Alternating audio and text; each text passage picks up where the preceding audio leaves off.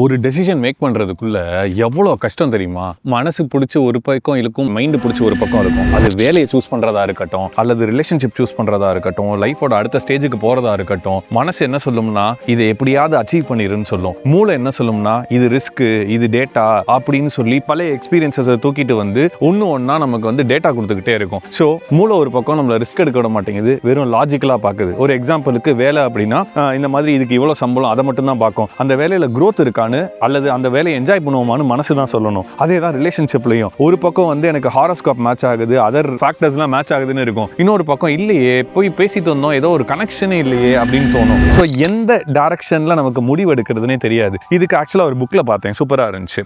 2 system இருக்கு. ஜென்ரலாகவே thinking fast and slow புக்கில் இருக்கும். ஒரு சிஸ்டம் வந்து ஃபாஸ்டா இமோஷனலா எடுக்கிற டெசிஷன், கட் ஃபீலிங்னு வச்சுக்கிறோமே. 2வது சிஸ்டம் வந்து ஸ்லோவா லாஜிக்கலா அனலைஸ் பண்ணி எடுக்கிறது, அதுதான் பிரெயின். அப்புறம் தான் ஒரு விஷயம் புரிஞ்சிச்சு, இதுல 2 சிஸ்டமுமே தப்புலாம் இல்ல.